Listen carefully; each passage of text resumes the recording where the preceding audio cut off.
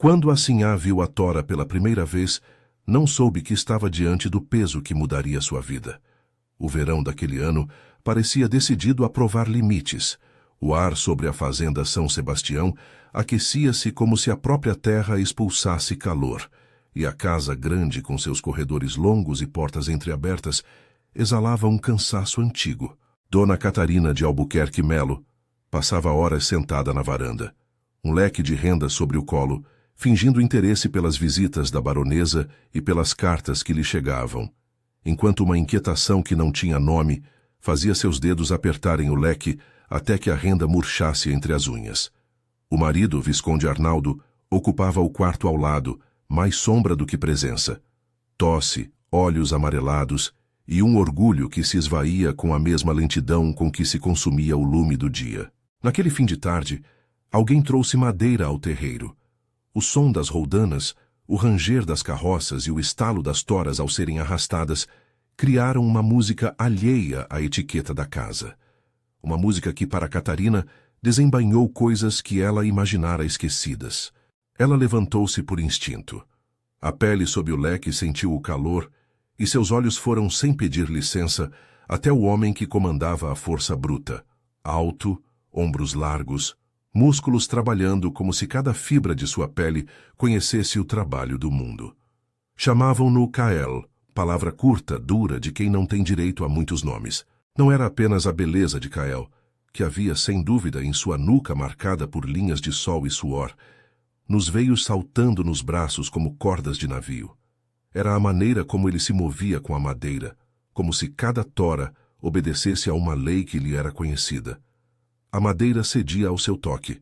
O peso que ele levantava não apenas curvava-se aos ombros dele, parecia curvar-se ao desejo de quem o observava. Catarina sentiu pela primeira vez em muitos anos de casada um desejo que não era o costume seco do leito com Arnaldo, nem a indulgência educada de um elogio social. Era um peso ao mesmo tempo físico e simbólico, uma atração que se enredava com a imagem das toras empilhadas no terreiro, com as veias da madeira e as veias do braço de Kael. Ela observou, e aquele olhar foi o início de um ritual que meses depois ninguém naquela casa se lembraria de descrever sem palavras ásperas. Catarina começou a notar os padrões do trabalho, os horários em que ele chegava do mato, a forma como o suor secava em seus ombros, os pequenos cortes de sua mão que sempre cheiravam a resina. Inventou desculpas para atravessar o corredor, lenha para a cozinha que só ela poderia escolher, um vestido que precisava ser ajeitado no andar de baixo, o pretexto de verificar janelas que rangiam. Ensinou-se a escutar o som dos passos no terreiro como se fossem toques de clarim. Josefa, a mucama que conhecia o corpo da casa tão bem quanto seus próprios ossos, notou as mudanças com uma mistura de inquietação e compreensão. Não a julgou, ou não disse que julgava, mas dizia de vez em quando, com a voz prática que usava para dar remédios e afagos: "Sinhá, cuidado com o que insiste em olhar demais." Catarina fingia irritação e sorria com a leveza de quem tem segredos para guardar. Por dentro, as palavras de Josefa ecoavam como a batida de um sino. Cuidado. A observação de Catarina não era um olhar passivo. Era um estudo. Aprendera a ler gestos e a interpretar silêncios como se fosse uma arqueóloga do desejo. A maneira como Kael franziu o senho ao alinhar uma tora, a pequena pausa antes de erguer um feixe, o cuidado com que encerava a madeira. Havia um respeito ritual no trabalho dele, uma reverência pelo ofício que aprendia, mais do que qualquer corte ou dobra de renda. Ela começou a comparar o corpo de Kael às toras, densas, cheias de nós, capazes de sustentar algo que, por sua vez, sustentava a casa. Em sua cabeça, a analogia foi tomando forma até que a palavra tora deixou de ser madeira para ser todo um universo de força e promessa. O Visconde Arnaldo, quando não tossia, observava com o olhar do senhor que possui muito e teme perder o resto. Sentia no ar que algo mudara, embora não fosse homem de falar sobre desejos que não lhe coubessem. Ele também percebia a habilidade de Kael. Viu uma tarde o feitor listar o nome do homem como estando acima da média de força para o mercado. Palavras assim, ditas em voz baixa junto ao fogo, chegavam aos ouvidos de quem estava atento. A casa inteira começava a sentir o peso de uma possibilidade. O valor mercantil do corpo escravizado, a pretensão de um desejo que poderia romper paredes. Catarina sabia, em teoria, os contornos do perigo. Crescera cercada por livros de etiqueta e por sermões que lhe diziam que certas paixões deviam ser contidas. Sabia que qualquer desvio do papel que lhe fora traçado seria punido não apenas por olhares, mas por ruína. Entretanto, a vida com o Visconde trazera-lhe um tédio que corroía mais do que a superficialidade dos bailes. Ela sentia-se como um quadro valioso, pendurado em um largo corredor, observado, apreciado de longe, sem contato. O encontro com Kael ofereceu a ela algo que nem mesmo as festas mais vistosas podiam. A sensação viva de ser tocada pelo mundo real, de sentir-se, por um instante, movendo algo mais que xícaras de porcelana. Houve dias em que Catarina duvidou da própria voracidade. Era só um olhar, lembrava-se, e logo se repetia: bastou o olhar. Mas os olhares acumulam-se, tornam-se mapas. E assim ela construiu caminhos. Uma janela deixada entreaberta para que a luz caísse no mesmo ângulo do tronco cortado. Uma ordem sussurrada ao tipo encarregado das compras para que Kael lhe trouxesse um pedaço de madeira para testar na sala de costura. Um sorriso concedido enquanto uma taça de chá era oferecida, que era, na verdade, um convite velado. Cada gesto tinha sua razão, e cada razão era, ao mesmo tempo, cálculo e entrega. O feitor, homem duro, atento aos negócios, olhava para Kael com olhos que avaliavam não só a força, mas também a conveniência. Sabia que para o senhor nada há mais valioso do que o que se converte em lucro, e quando notou a atenção da sinhá ao escravo, começou a imaginar possibilidades. Era essa imaginação prática que colocava pequenos argumentos na cabeça de Arnaldo. Vender um escravo bem disposto podia renovar os cofres, pagar dívidas que a teimosia do Visconde não confessaria. A ideia plantou-se silenciosa no cascalho da fazenda, aguardando a hora certa para virar semente. Em algumas noites, quando a casa dormia e a respiração do Visconde marcava o tempo, Catarina caminhava até o fundo da varanda e encostava a palma da mão no corrimão. A madeira estava quente, impregnada de sol e de cheiros, cotas de couro, fumaça de lamparina, o aroma distante de resina. Ela fechava os olhos e via a mão de Kael, a luz refletindo na pele dele como se cada gotícula de suor fosse um pequeno espelho.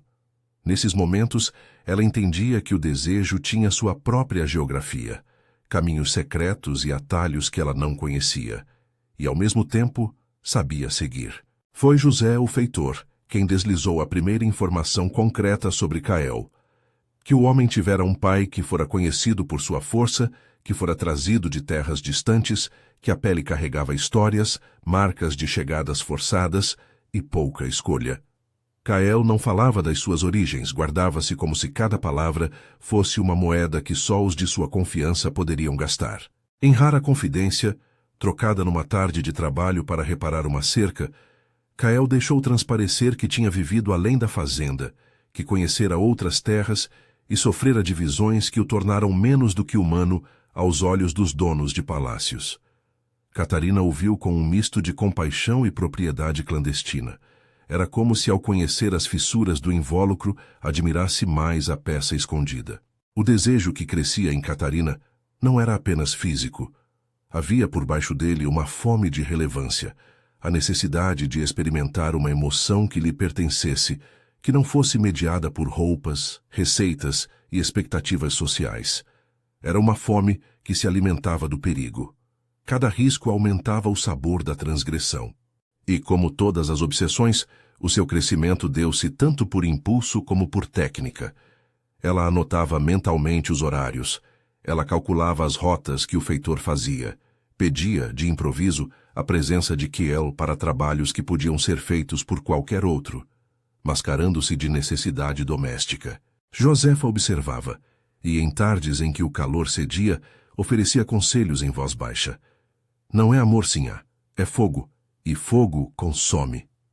Catarina respondia com a quietude de quem tem segredos. O que é a vida, senão uma série de fogos a que se renuncia? Josefa abanava a cabeça, e a sua resposta era tanto acolhimento quanto advertência. Sabia o que era perder o que se tem. Sabia também que o padrão da casa podia destruir aquilo que se tornasse inconveniente.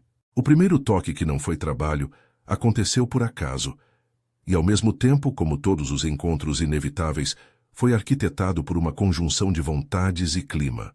Um dia, uma chuva anunciada por um céu pesado surpreendeu o pessoal no canteiro. As nuvens chegaram como uma grande tampa sobre o mundo, e a chuva começou a riscar o ar. A lenha empilhada precisava ser coberta, e o gesto de proteger a madeira foi, para Catarina, uma cortina que permitiu o que viria. Ela ficou no celeiro, com a madeira cheirando a terra molhada e resina, observando Queel trabalhar à luz fraca, as gotas cuspindo de seu cabelo, correndo por sua nuca até perder-se entre as costas. Havia uma respiração nova na casa, a terra revolvendo-se, os sons abafados pelo telhado e a presença dele, como se a madeira do celeiro fosse o único círculo de proteção do mundo. Queel aproximou-se com um fardo menor, e a desculpa foi tão doméstica quanto possível. A necessidade de acertar uma trave fora do esquadro.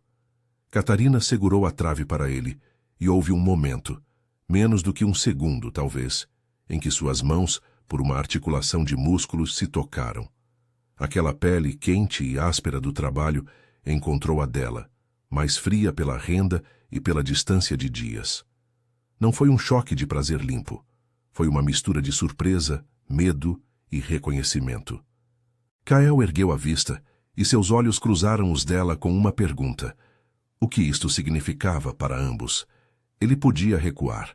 Sabia perfeitamente qual seria o preço de qualquer concessão. Havia memórias de outras brutalidades, olhares de feitor, economias domésticas que se equilibravam em cima de corpos semelhantes ao seu. Catarina, por sua vez, sabia do risco social e político daquela aproximação. Mas o que se dá com a obsessão é que a pessoa começa a justificar transgressões. O vazio conjugal vira condenação do destino, o tédio vira injustiça, o desejo vira missão. No celeiro, entre a serragem e a chuva, houve um entendimento mudo. Aquilo que se fazia ali ocorria entre duas vontades, adultas e completas, mas mediadas por uma lei maior e mais cruel que a carne, a lei da propriedade. Quando as mãos aproximaram-se outra vez, foi em silêncio. A madeira cheirava a pino e chuva. O som da água batendo no telhado criou um manto que, por instantes, encobriu o mundo comum. Catarina sentiu-se consumida por uma mistura vertiginosa de culpa e certeza. Queel hesitou, e dentro dessa hesitação havia não apenas medo, mas um cálculo. Proteger-se, preservar aquilo que ainda podia. Encontraram, enfim, um equilíbrio precário. O toque tornou-se mais firme.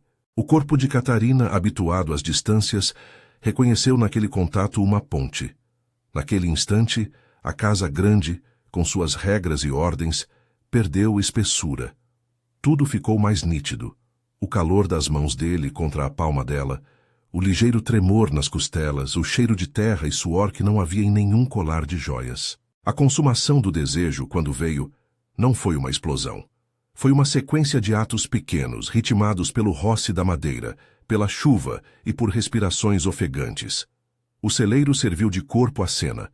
Sua madeira absorveu sons, acolheu passos roubados, tornou-se testemunha. Catarina, no entanto, não se permitiu ser uma vítima nem uma heroína. Era uma mulher que se entregava sabendo o preço, e por isso cada gesto trazia consigo uma consciência que misturava êxtase e temor. Queel, igualmente, deixou que o desejo se manifestasse, mas não sem que o peso da condição humana que lhe fora imposta pesasse em cada movimento. Entre as peles havia cumplicidade e desigualdade. Era uma intimidade feita sobre uma base injusta. Depois veio o silêncio. A chuva continuava a bater, e as gotas desenhavam mistérios nas paredes. Eles permaneceram um tempo assim, respirando, como se tentassem prender a sensação nas costuras da pele. Catarina sentiu que algo dentro dela mudara. Havia menos vaidade e mais necessidade, menos máscara e mais fome.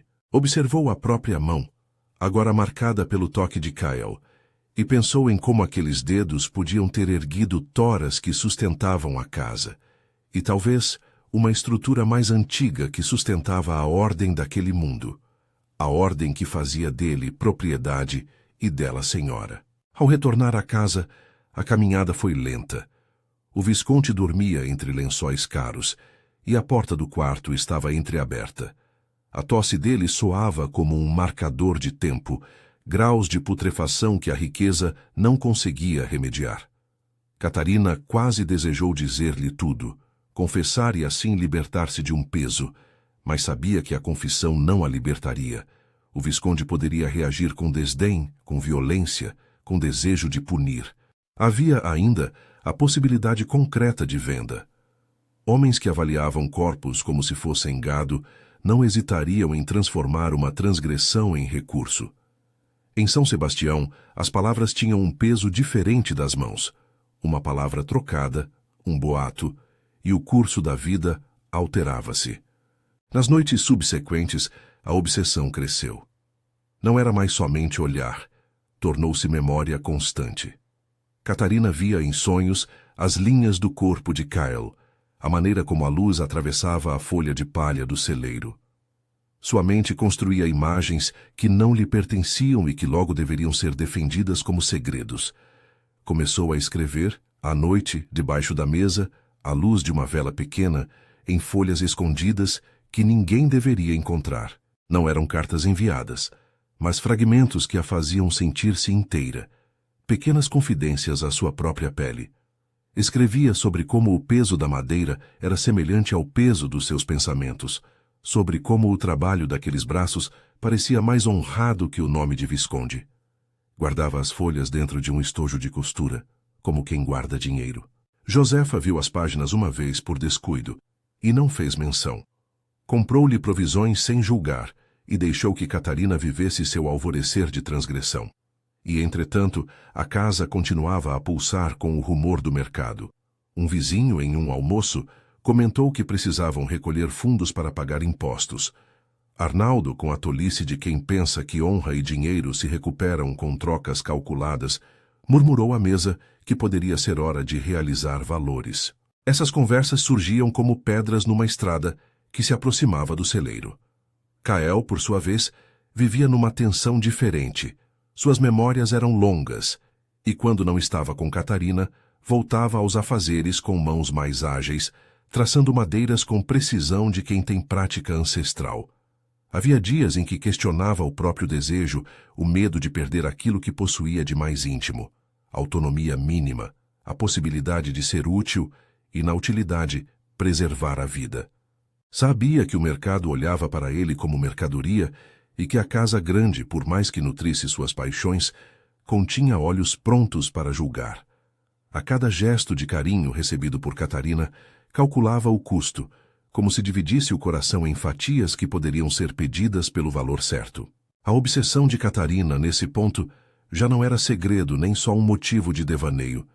Era um mapa com trilhas abertas. Ela passava horas a observar Kael, e aqueles longos períodos de olhar a transformaram. Tornou-se mais cava, como se o desejo a esculpisse por dentro. As cartas escondidas tornaram-se diários, os diários provas de uma necessidade que não estava disposta a negar.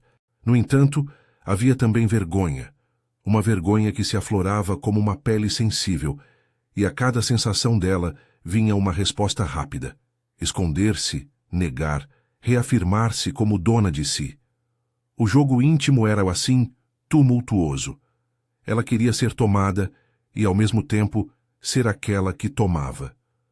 Foi a chuva que ofereceu a segunda reunião, mas o mundo preparou o terreno para algo mais que reencontro. Através das conversas do feitor com o homem de mercado, começou a surgir a ideia de que Kael não era indispensável. Havia outros homens fortes, prontamente treináveis, e a necessidade de saldar dívidas sussurrava nos corredores. Catarina ouviu, por acaso, um desses murmúrios e sentiu o chão se afundar sob os pés. O pensamento de perder Kael, de vê-lo levado por cordas ou vendido em praça, ardia como um ferro em brasa. Foi então que a obsessão virou estratégia. Já não bastava admirar, era preciso preservar. Pensou em maneiras de torná-lo indispensável ao lar, em criar uma necessidade que o impedisse de ser avaliado com números. Poderia pedir a Arnaldo que utilizasse Kael em trabalhos específicos do engenho. Poderia argumentar que a madeira que o homem sabia escolher era vital ao conforto da casa. Essas eram providências pequenas, de certo, e baseadas na mentira ou na manipulação. Catarina sabia que o caminho que escolhia era corrupto, e ainda assim abriu-se a ele. A obsessão agora fazia-se prática. Num dia em que o céu parecia mais baixo, Catarina procurou Kael no terreiro. Ele assentiu, a palavra senhora solta nos deveres, e ela pediu que ele fosse ao celeiro ao cair da tarde para verificar o estado de algumas vigas. A solicitação teve o verniz da necessidade doméstica. No celeiro, novamente, a chuva começou a bater, e eles ficaram a sós, sob o telhado de telhas que pingavam como um relógio implacável. A tensão entre eles era uma corda pronta a romper.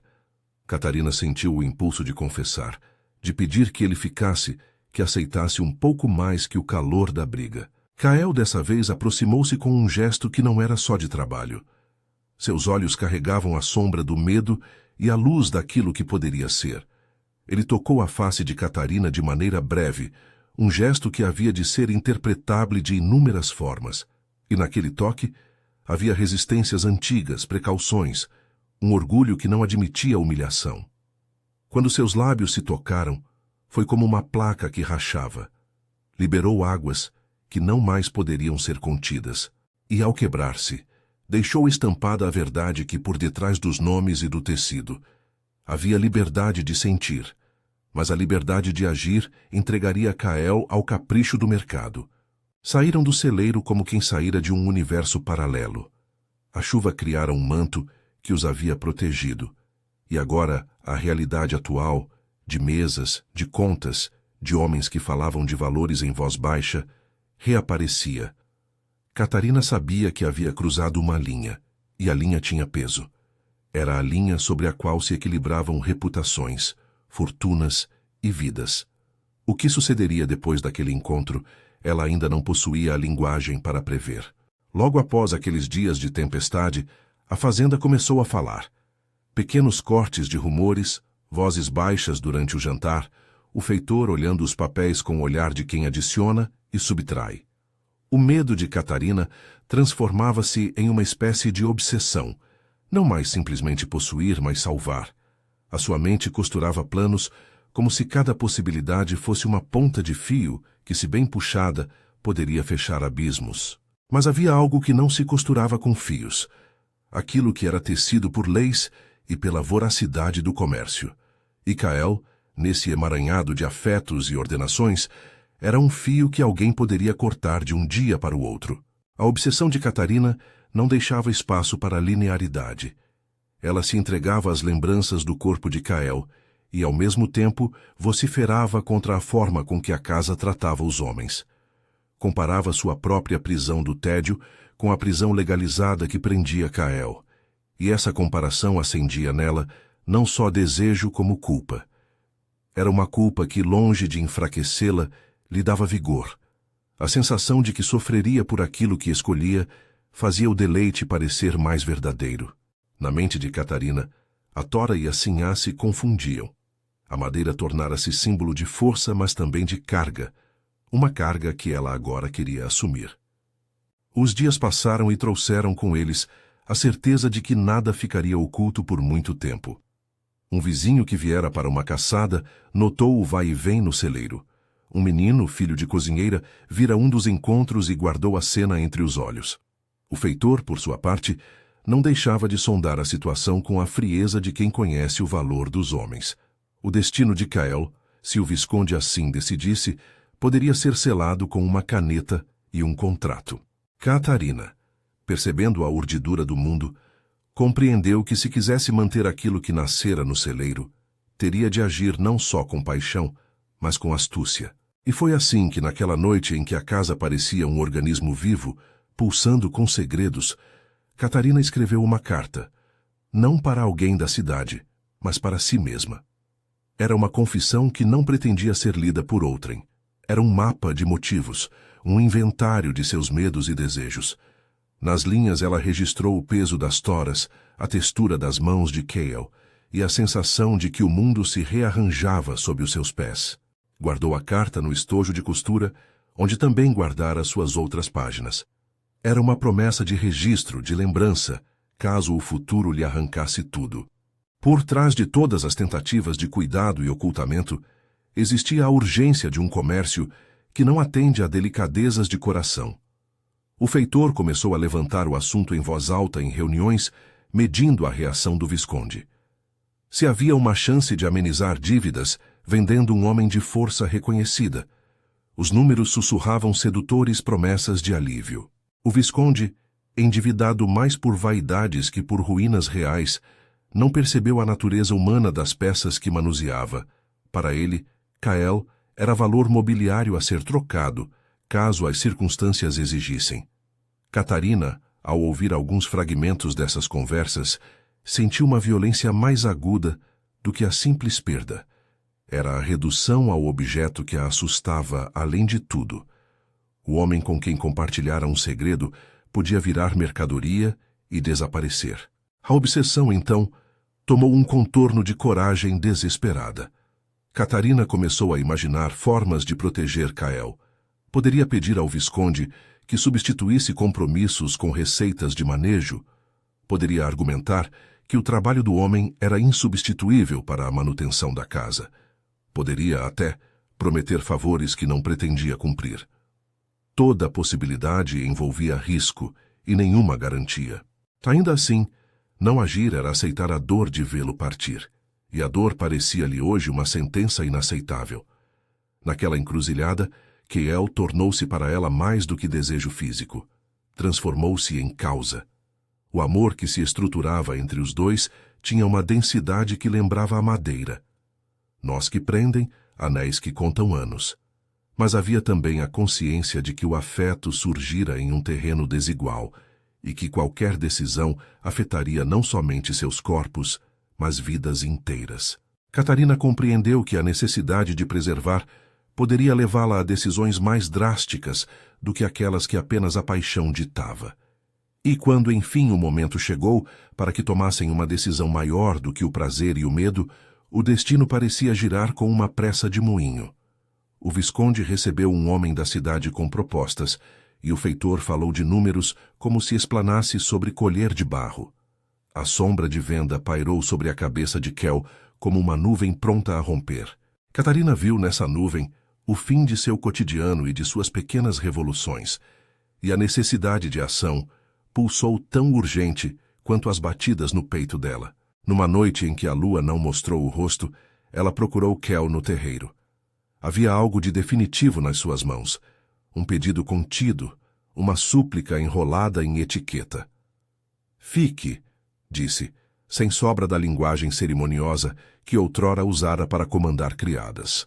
Cale, com as mãos sujas e os olhos cheios de uma calma tensa, respondeu apenas com um olhar que continha tantas coisas, medo, desejo, recusa possível, que Catarina sentiu o mundo inclinar-se em torno daquele pequeno gesto. Sabia que qualquer promessa de permanência era naquelas circunstâncias frágil, e sabia também que o amor, quando vira obsessão, pede coragem que ninguém ensinou a ela. As palavras trocadas naquela noite foram poucas. Foram mais gestos do que frases. Ambos sabiam que a cruz que pudessem carregar seria mais pesada por causa do lugar em que viviam, e apesar disso, o celeiro tornava-se outro espaço de resistência. Não um recanto de libertinagem inconsequente, mas um lugar onde a escolha de se encontrarem era também ato de afirmação, de desafio. Ao final, quando se despediram com uma promessa mútua, breve e imprecisa, cheia de possibilidades e prejuízos, cada um voltou para a sua jaula. Catarina para a casa de colunas e salões, Cale para a senzala e o trabalho do dia seguinte. O peso da tora naquela noite tornou-se ainda mais óbvio.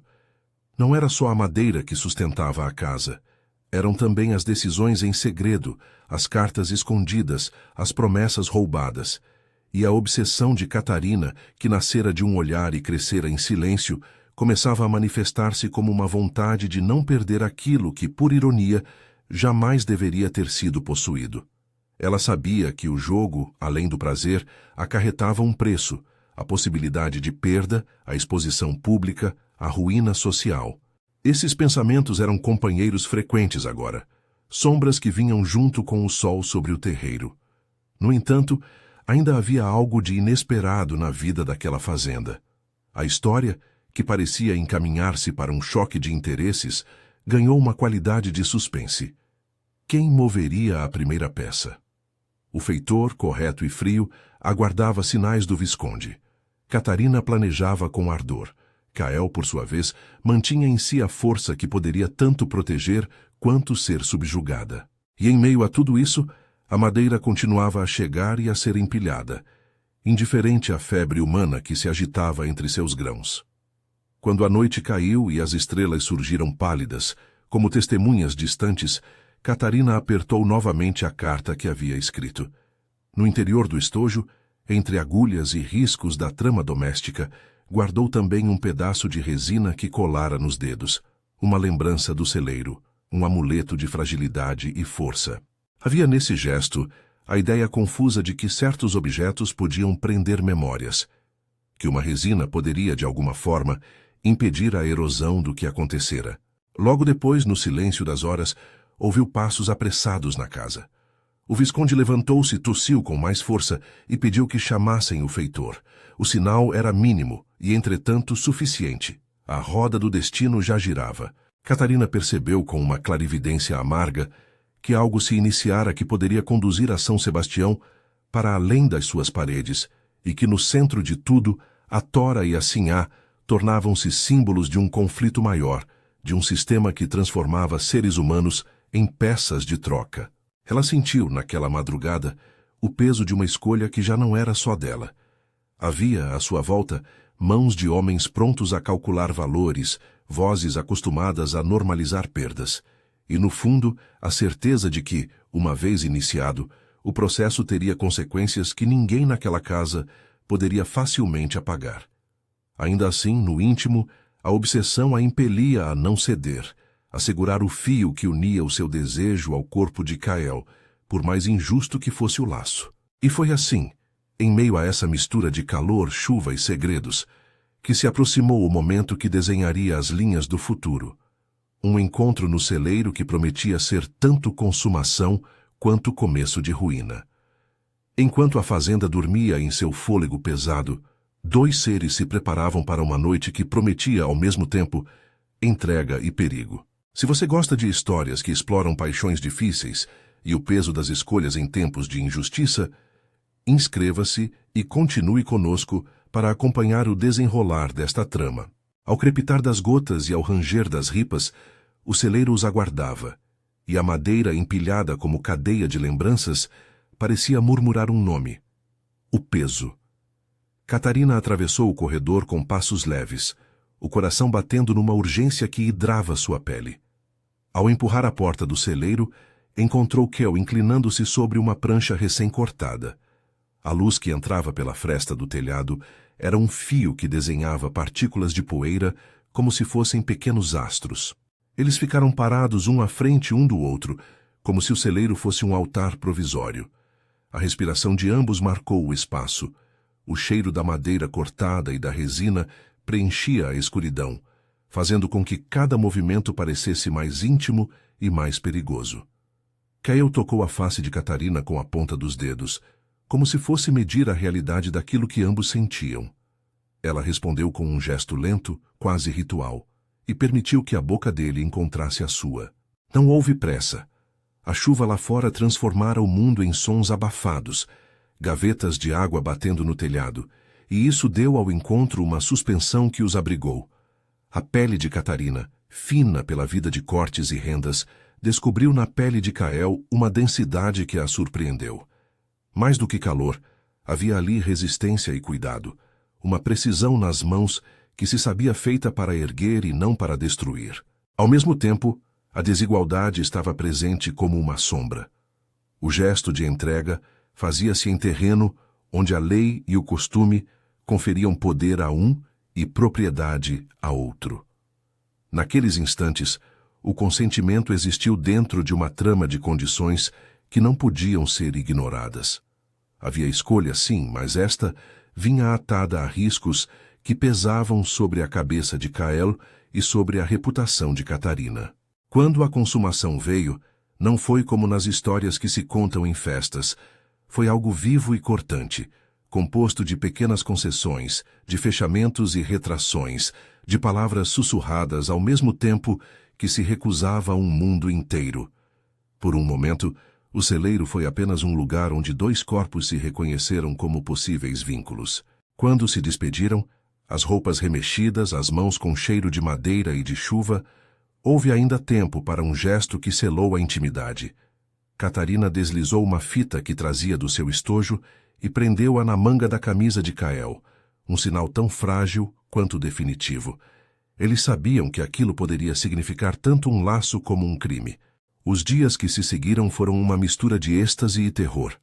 Catarina carregava o segredo como quem protege um animal ferido, com cuidado e medo de que o mundo, sempre ávido por transformar dor alheia em espetáculo, descobrisse o que havia ali. Escreveu mais, cada vez com maior clareza, memórias que se tornavam quase orações.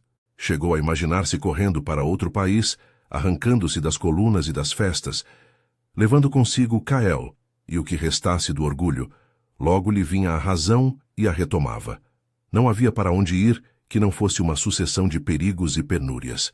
O que ela queria, no entanto, não era apenas a fuga. Era a presença contínua daquela força que a fazia sentir torços e vigas onde antes havia apenas porcelana. Josefa, que sempre a cobrira com um olhar que alternava entre carinho e pragmatismo, notou que algo mudara de modo mais profundo. Catarina passou a se mover com pressa, a escolher comidas que disfarçassem o perfume de chuva no cabelo, a trocar olhares com empregados com um nervosismo que saltava aos olhos. Havia também o silêncio do Visconde, que passava horas no escritório a reler contas e a esfriar a voz. Uma tarde, Josefa encontrou manchas novas na roupa da sinhá, sinais de que a vida íntima mudara de textura, e não perguntou. Aprendera que há segredos que lavam a alma e segredos que enfeitam as ruínas. Preferiu não separar. No entanto, o mercado que vê corpos com a clareza de uma balança continuou a funcionar sem piedade. A ideia de vender um escravo forte e valorizado deixou de ser apenas aritmética e tornou-se um plano palpável nas conversas do feitor com o Visconde. Incentivos sussurrados, conversas sobre dívidas, propostas de homens da cidade que buscavam reforçar engenhos com mãos que já conhecessem a madeira. Tudo isso convergia numa decisão que só dependia de quem tinha o papel e a caneta. Catarina ouviu pronunciar a palavra venda, como quem ouve um mensageiro com notícia de morte. Seu peito apertou-se de maneira diferente, não como antes, quando o desejo tomava o lugar do abismo, mas agora como quem sente que uma corda foi atada ao pescoço de outro. Ela tentou ações práticas, gestos pequenos que pudessem salvar o que tinha se tornado indispensável. Pediu ao Visconde que transferisse alguns trabalhos do engenho para perto da casa, falou ao feitor da especialidade de Kael na escolha das toras e inventou justificativas técnicas para mantê-lo. Havia em cada palavra uma dose de mentira e outra de verdade. Kael realmente era hábil e seu trabalho beneficiava a casa. Mas essas virtudes não o faziam imune aos cálculos de um homem endividado. O Visconde, homem de vaidades e de fúrias internas causadas pela doença, ouviu numericamente e concordou com números, porque os números tinham um poder tangível que as histórias de amor não tinham. A situação chegou a um ponto de ruptura, quando um atendente da cidade trouxe ao Visconde uma proposta concreta: dinheiro imediato por homens valiosos. O feitor, que não disfarçava seus interesses, calculou cifras, restringiu margens e apresentou um valor que parecia capaz de sorrir às contas do senhor. Arnaldo, cujo orgulho fora erodido pela enfermidade e pela vergonha de mostrar-se débil, sentiu a antiga sensação de controle retornar com a visão do cofre cheio. Vender Kael apareceu-lhe como solução, um modo de recolocar na balança o seu nome e o seu patrimônio. A notícia correu como pólvora entre os que podiam transformar informação em vantagem. Quando Catarina soube que havia uma data para a saída, uma caravana preparada para levar homens ao mercado na cidade vizinha, algo ruiu dentro dela. Não foi apenas ciúme. Era o medo de ver a pessoa com quem partilhara uma verdade roubada atirada como mercadoria. Decidiu agir. Reuniu o que pôde de coragem e foi ao escritório do Visconde. Encontrou-o sentado, olhos fundos, respirando com dificuldade. Palavras de etiqueta não serviam para aquilo. Usou uma outra língua, a da necessidade. Suplicou, argumentou. Disse que o trabalho de Kael era insubstituível para certas estruturas de madeira da casa. Falou de estabilidade, de manutenção, misturando razão e mentira numa oração de desespero. Quando terminou, o Visconde ergueu a cabeça e, por um instante, pareceu considerar.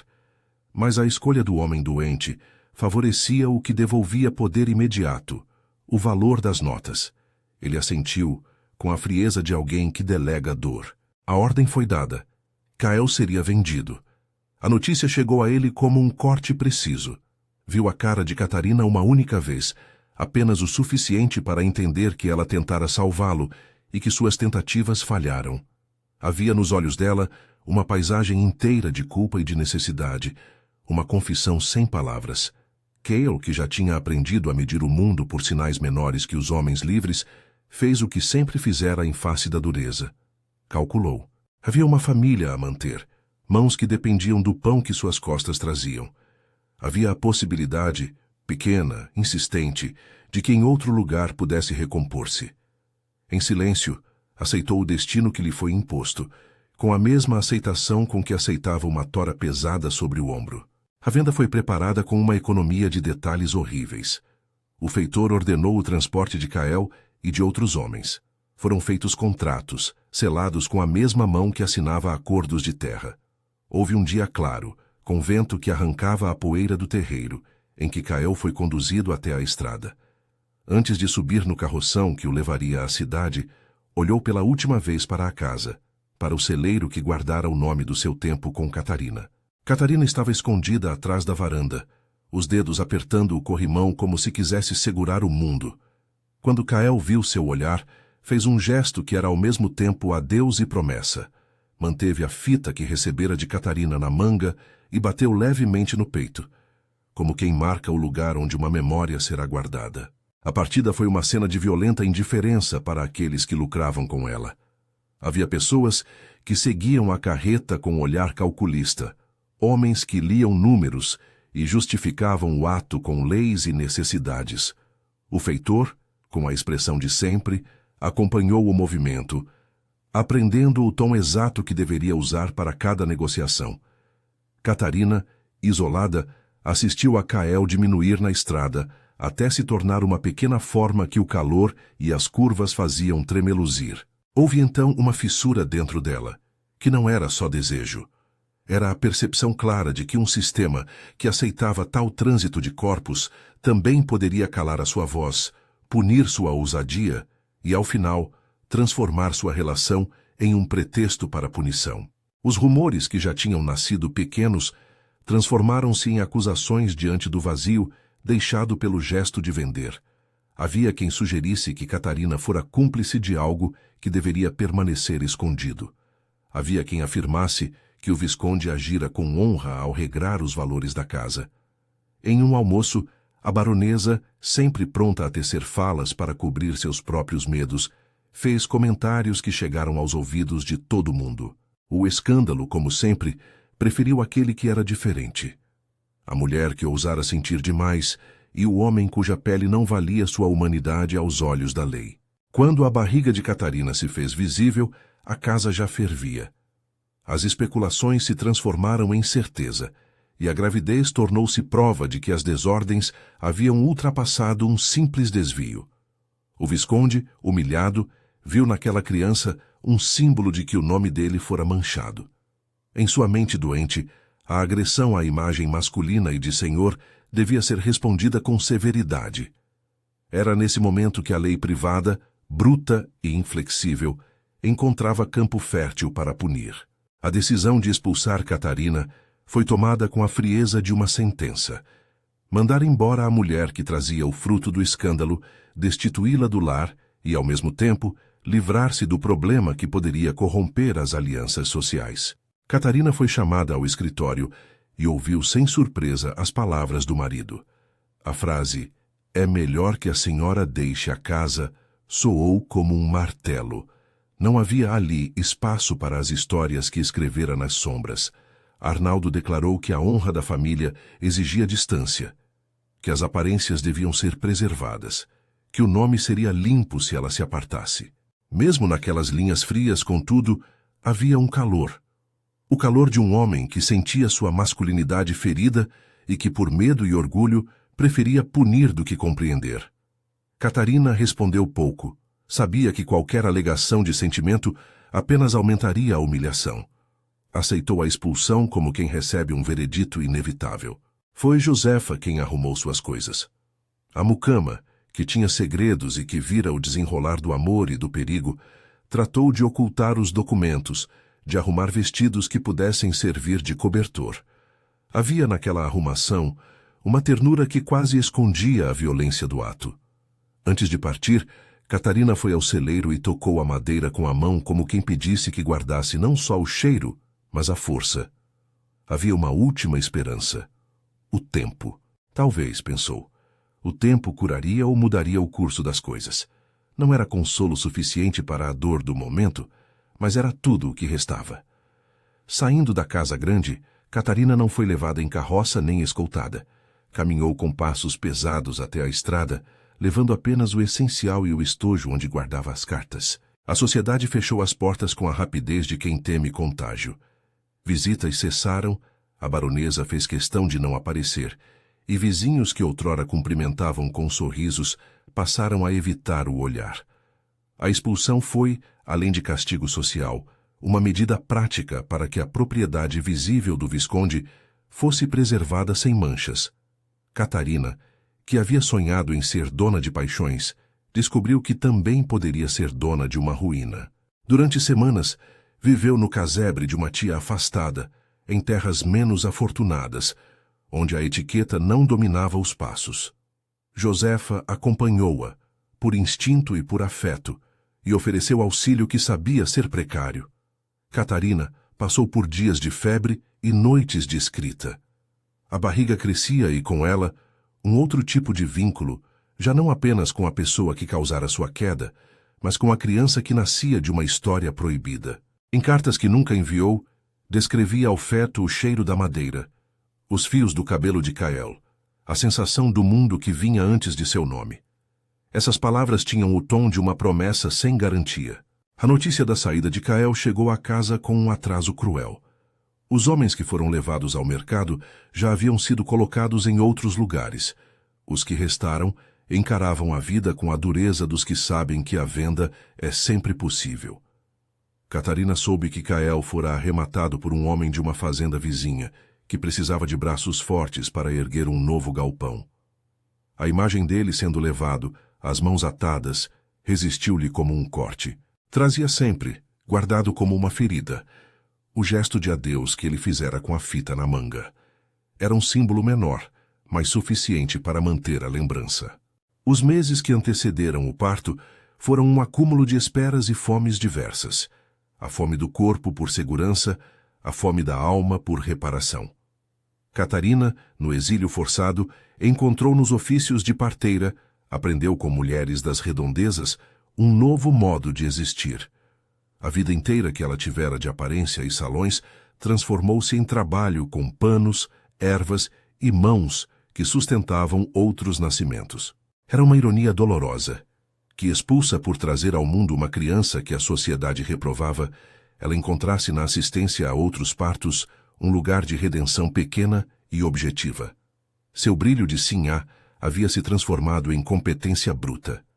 Ensinou-se a medir dores, a conversar com as mulheres que sofriam, a segurar mãos que lembravam as suas. Veio o dia do parto sem nenhuma pompa. Josefa esteve presente, segurando a mão de Catarina como quem segura uma vela. Havia na sala um cheiro de ervas e lenha que lembrava o celeiro. Catarina fechou os olhos e ouviu por instinto o som de madeira raspando. O trabalho foi longo e doloroso, como são todos os trabalhos onde se produzem vidas. Quando, por fim, chorou a primeira vez o menino, houve algo de primitivo e sem sociedade naquele som.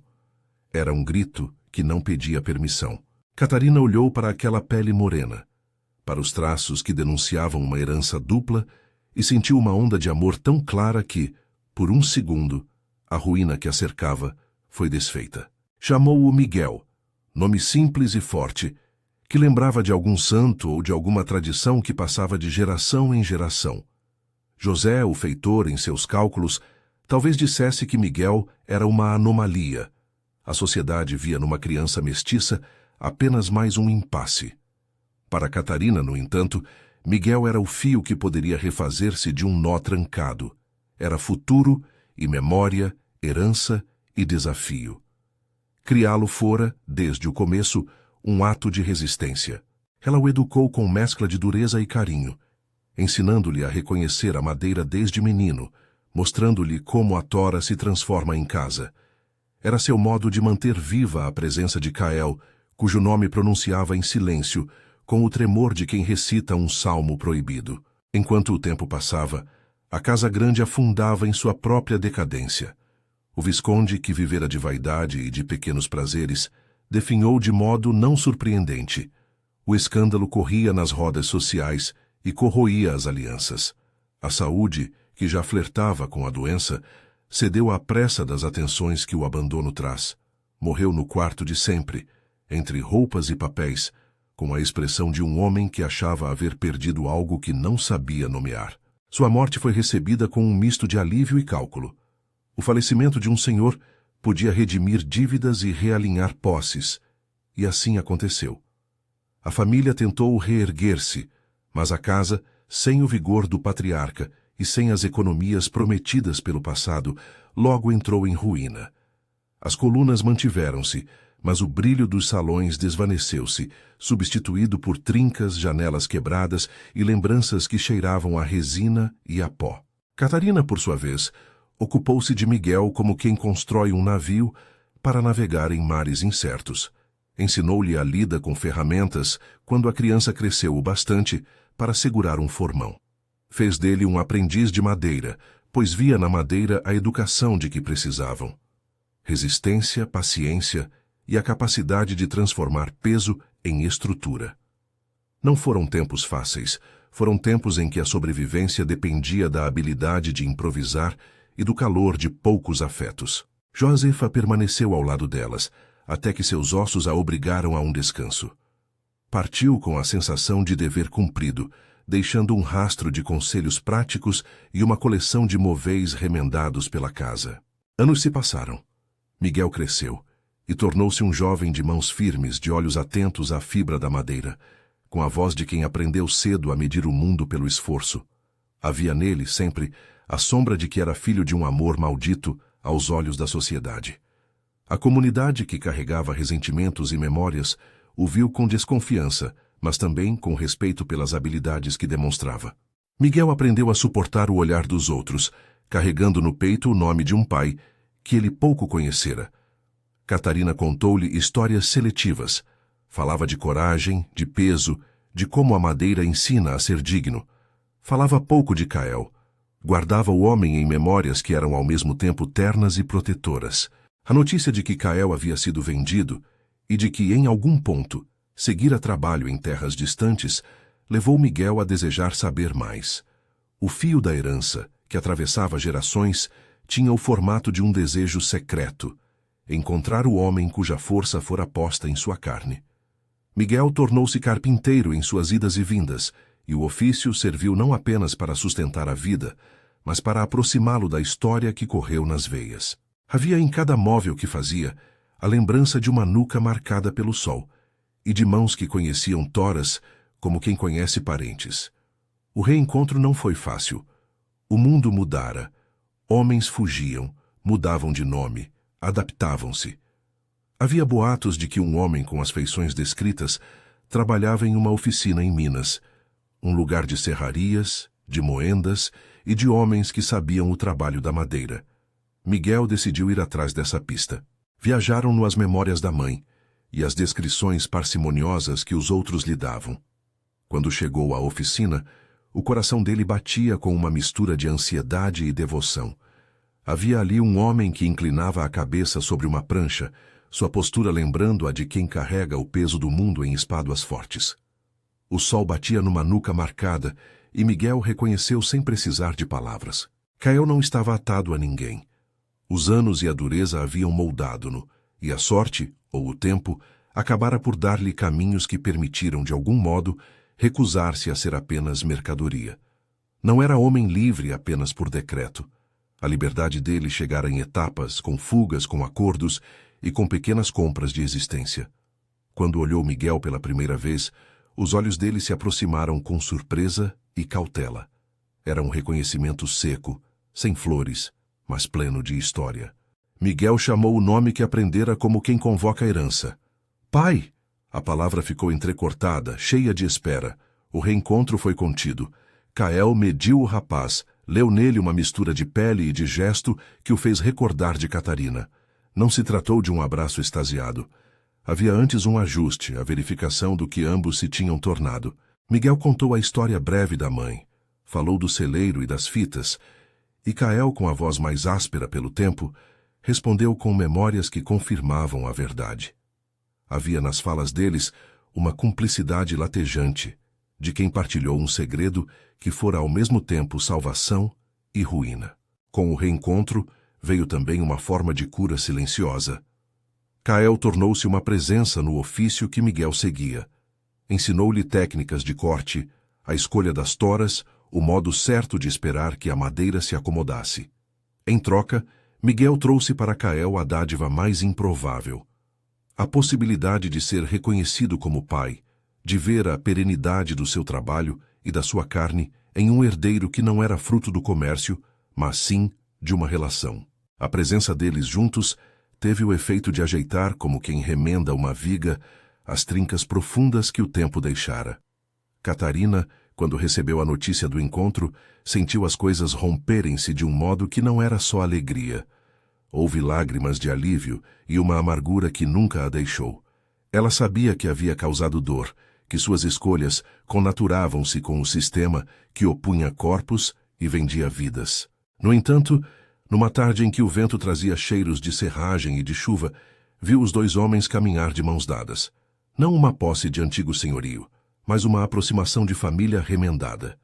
Foi um momento em que o passado e o presente se disseram o que sabiam sem precisar de palavras. Existira erro, mas existira também cuidado, e a vida seguia costurando possibilidades. Anos depois, a casa grande de São Sebastião era ruína que servia de lembrança para os vizinhos. As colunas ainda se mantinham, mas os salões abrigavam coros de pombos e heranças de um tempo que preferira guardar a aparência do que o afeto. Miguel, ao visitar a propriedade, tocava nas toras empilhadas e sentia nos dedos a mesma textura que aprendera a trabalhar. Para ele, a madeira era mapa. Anéis que contavam anos de chuva, nós que guardavam segredos. E em cada gesto de carpinteiro havia a presença de Cael e de Catarina, costurada num triângulo complexo que tinha feridas e também, inexoravelmente, um fio de ternura. No final, o que restou foi a sensação de que a obsessão de Catarina, que começara com um olhar, havia movido uma cadeia de eventos capazes de derrubar reputações e erguer modos de sobreviver. Não se tratou de uma redenção sem custo. O preço fora alto: vendas, humilhações, expulsões, a destruição parcial de uma casa. Mas havia algo que a ruína não alcançava: a memória que se conserva no corpo e no trabalho. Miguel carregou consigo o legado de ambos e transformou-o em ofício e em cuidado.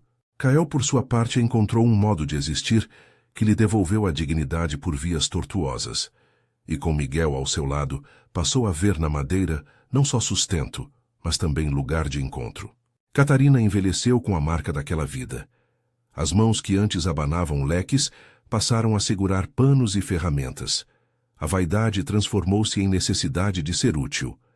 Havia nos seus olhos, ao final, uma claridade complexa, mistura de remorso, de amor intenso e de uma lucidez dura que reconhecia as consequências. Ele não salvou o que destruiu, mas aprendeu a cuidar do que restou. Quando, em dias de vento, sentava-se ao sol com Miguel e Kael por perto, pensava nas toras, como suportavam o peso da casa, como eram cortadas e transformadas, como mesmo depois de colocadas, continuavam a envelhecer e a guardar memórias. A analogia final era clara para ela. A tora e a sinhá, juntadas pelo acaso e pelo desejo, haviam produzido uma cadeia de pesos e de suportes que atravessariam o tempo. A história de São Sebastião não terminou como conto de fadas, nem como tragédia única. Terminou como uma trama onde a sobrevivência se fez entre ruínas e artesãos. O peso da tora permaneceu como metáfora, peso do desejo, do erro, da herança, e também como lição de que nada que nasce em terreno injusto pode ser celebrado sem reconhecer o dano. Catarina aprendeu isso com feridas e com cuidado. Miguel transformou a herança em ofício. Kael, cuja força fora objeto de comércio, tornou-se, enfim, homem que escolhia seus espaços. Se você ficou tocado por esta narrativa, de paixões, de escolhas e de consequências, há mais histórias deste tipo à espera. Inscreva-se para acompanhar epílogos e outras tramas que exploram o peso das decisões e as marcas que elas deixam através das gerações.